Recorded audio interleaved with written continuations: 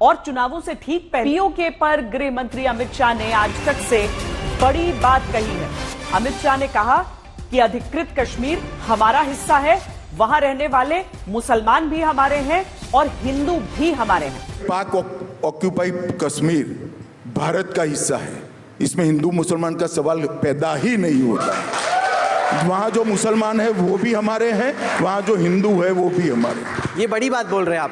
बड़ी बात क्या है, मैं पार्लियामेंट में बोला हूँ। भारतीय हुकूमत का ये इकदाम एक ऐसे वक्त में सामने आया है जब चंद हफ्तों बाद भारत में इंतखाबात होने जा रहे हैं। दिस ट्रेंड इज हियर, सो इस चीज को तो ये समझ आती है कि उन्होंने अपना इंफ्रास्ट्रक्चर बना लिया, इंफ्रास्ट्रक्चर काम कर रहा है, इंफ्रास्ट्रक्चर जो है वो चल रहा है। जब तक इंतखाबात नहीं हो जाते भारत में, प्राइम मिनिस्टर मोदी ने अपनी एक जो रखनी है कि जी हम बड़े सख्ती के साथ पेश आने वाले हैं पाकिस्तान के साथ, तो ये जो गंग हू पॉलिसी है it pays of in elections in India. 65 की लड़ाई में आप अक्सर सुनते हैं कि दुश्मन ने अचानक हमला कर दिया। मेरा सवाल यही होता है कि अचानक कैसे हमला कर दिया? रियासत पाकिस्तान कहाँ सो रही थी? आपको क्यों नहीं मालूम था कि दुश्मन हमला करेगा? कश्मीर किसका है? कश्मीर सिर्फ पाकिस्तान का है। जबरदस्त, कश्मीर सिर्फ पाकिस्तान का। लॉजिक ये है कि कश्मीर है ही, कहा गया है कि ये कश्मीर वादी जन्नत है, और इसलिए ये कश्मीर अगर जन्नत है तो सिर्फ जन्नत मुसलमानों के हक में है। और मैं तो यही रिक्वेस्ट करूंगा कि जो बोलते हैं ना पाकिस्तानी की कश्मीरियों से नाता क्या ला इलाहा इल्लल्लाह, और जो कहते हैं कश्मीर बनेगा पाकिस्तान, आप ये बोलते रहिए, दिल को सुकून मिलता है। मैं चाहूंगा, मैं ऊपर वाले से प्रार्थना करूंगा भगवान से कि अगले 100 साल तक आप कश्मीर करिए, बिल्कुल कश्मीर के पीछे पड़े रहिए सर, छोड़िएगा मत, मैं आपको बता रहा हूं। What about diplomatic channels? हम मुसलसल एब्सोल्युटली नॉट अमेरिका को बोलते रहे हैं।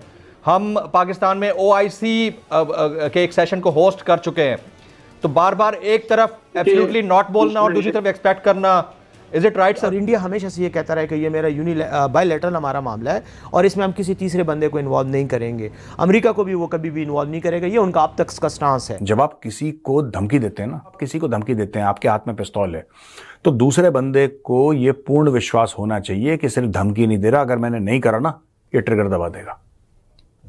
तभी धमकी कामयाब है जब दूसरे बंदे को ये पता है कि ये मुझे निपटा देगा अगर मैंने इसका काम नहीं करा जो मुझसे कह रहा है करने। अगर हम मोदी साहब का बाकी नतीजा जो है देखें, उनका कॉन्डक्ट, तो हमें नजर आएगा कि वो एक टोटल और जो है एक डिक्टेटर बन चुके हैं। और जो भी ऐसे जजेस भी अगर उनके खिलाफ जाने की कोई कोशिश करते हैं, कोई हाई कोर्ट्स पे जाते हैं, तो उनको उन हाई कोर्ट्स में या तो भेज दिया जाता है जहां पर वो उनके काम में मुदाखलत ना जहां से वो कर सके। नमस्कार दोस्तों, स्वागत है आप लोग का हिंदुस्तान स्पेशल के एक और नए वीडियो में। दोस्तों 2024 इलेक्शन से पहले जो अमित शाह है उनका एक बहुत बड़ा बयान सामने आया है, और ये बयान कहीं कहीं पाकिस्तान में एक हड़कंप जो है वो मचाने के लिए काफी है। और पाकिस्तानी मीडिया इस बयान के आने के बाद बहुत ज्यादा डरी हुई दिख रही है, क्योंकि आपको पता होगा कि अमित शाह जो है वो पीओके के ऊपर पहले भी बयान दे चुके हैं, लेकिन अब बयान जब लगातार इलेक्शन जो है वो नजदीक आती जा रही है, तब पाकिस्तान को इसका बहुत बड़ा डर जो है वो सता रहा है। और पाकिस्तानियों में साफ डर दिख रहा है कि पीओके जो है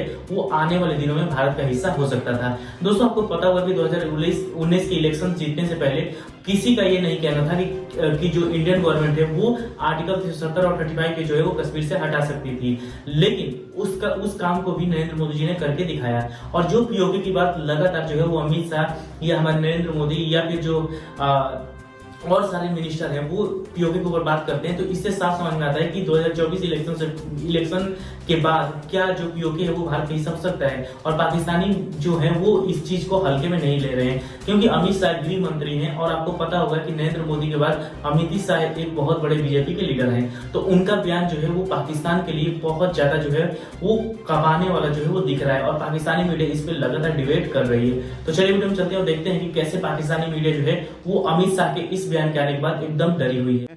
बैरिस्टर मोहम्मद अली साहब, मैं आपसे जानना चाह रहा हूँ, ये सवाल मैंने मुशाहिद साहब से भी किया था कि क्या हम इंटरनेशनल कोर्ट ऑफ जस्टिस में जा सकते हैं? देखें, इंटरनेशनल कोर्ट ऑफ जस्टिस में एक प्रॉब्लम है लीगल, और वो ये है कि जो इंटरनेशनल कोर्ट ऑफ जस्टिस का स्टैट्यूट है उसके तहत वो ये रिक्वायरमेंट है कि जो भी ममालिक अपना डिस्प्यूट लेके जाएंगे वो उसके आगे सरेंडर होंगे, सबमिट करेंगे कि जो फैसला वो देगी अदालत उसको वो तस्लीम करेंगे। तस्लीम करने से पहले आपको ये जाके कहना पड़ता है कि हाँ हम आपकी जुरिसडिक्शन मानते हैं। अगर एक मुल्क भी कहे कि मैं नहीं मानता, मसलन पाकिस्तान जाता है लेकिन इंडिया कहता है कि मैं इस मामले में इनको नहीं ड्रैग करना। अब यासीन मलिक समेत 40 कश्मीरी रहनुमा जो हैं उनको दिल्ली की तिहाड़ जेल में बंद किया हुआ है और उनकी वहाँ पे बहुत ज़्यादा हालत ख़राब है। ये मामला हम कहाँ लेके जाएं? देखें, ये मामला जो है इसके कुछ पहलू हैं। इसमें जो है सबसे पहले जो हमारे यूनाइटेड नेशंस के कन्वेंशंस हैं ह्यूमन राइट्स, उनमें एक ICCPR है, एक कन्वेंशन अगेंस्ट टॉर्चर है।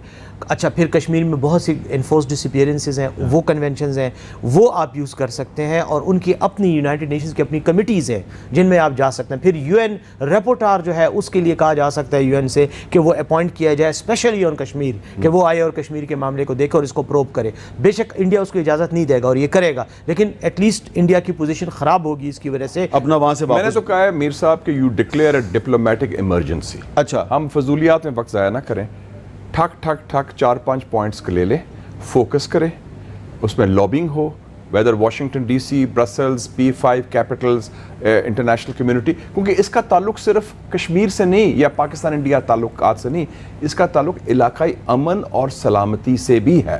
ठीक है, जैसे हम अफगानिस्तान की बात कर रहे हैं और बड़ी इंपॉर्टेंट बात है ये जो सैफ साहब भी कह रहे थे, हमारा सबसे बड़ा लेवरेज क्या है कि जो हमारा एक इलाकाई रोल है वो अब मुतासर हो जाएगा। एक तरफ आप हिंदुस्तान की फौज खड़ी हो रही है, एक तरफ कश्मीर जल रहा है, एक तरफ कश्मीर पर कब्जा हो रहा है, एक तरफ मुसलमानों के खिलाफ तशद्दुद और तकसीम की पॉलिसी हो रही है, तो आप किस तरफ कर सकते हैं? तो अमेरिका जो है इस वक्त इंडिया का गॉडफादर है, मिलिटरली और पॉलिटिकली। गॉडफादर को चपेड़े भी मार रहे हैं, थप्पड़ भी मार रहे हैं। आदि वो चलता रहता है। अच्छा, जरा कुश्ती भी चलती है। प्राइम मिनिस्टर आज़ाद कश्मीर साहब की एक एंगेजमेंट है तो उन्होंने वहाँ पे भी जाना है, लेकिन जाते जाते राया साहब आखिरी बात क्या करना चाहते हैं आप? आखिरी बात क्या करेंगे? मैं अपने उन भाइयों को, बेटों को, बेटियों को, मैं बड़ा, आपको शायद मेरे साथ पता नहीं है, मेरे आधा ख़ानदान उस तरफ है, माँ का और बाप के भी, और सारे मेरे बेटे बेटियाँ, और जिस तरीके से कश्मीरी इस वक्त हिंदुस्तान के बज़ालिम का मुकाबला कर रहे हैं उसकी मिसाल नहीं है। उनको यकीन दिलाता हूँ पाकिस्तान के 21 करोड़ अवाम, अज़ाशफिर के 45 लाख और 20 लाख गिलगित के बल्तिस्तान के अवाम आपके साथ खड़े, आपको अकेला नहीं छोड़ेंगे हिंदुस्तानी बर्बरीत के आगे।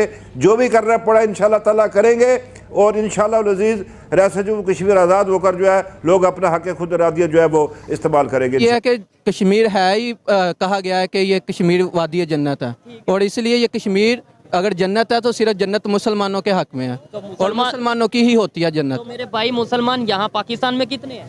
मुसलमान तो करोड़ों हैं। पाकिस्तान में 24 करोड़ आबादी, ऑलमोस्ट 23 करोड़ 24 करोड़ ही आप लगा लें मुसलमान होंगे। इंडिया में कितने हैं? इंडिया में इससे डबल है। ठीक है, तो फिर अगर मुसलमान हो गया तो फिर कश्मीर ज्यादा किसका हुआ?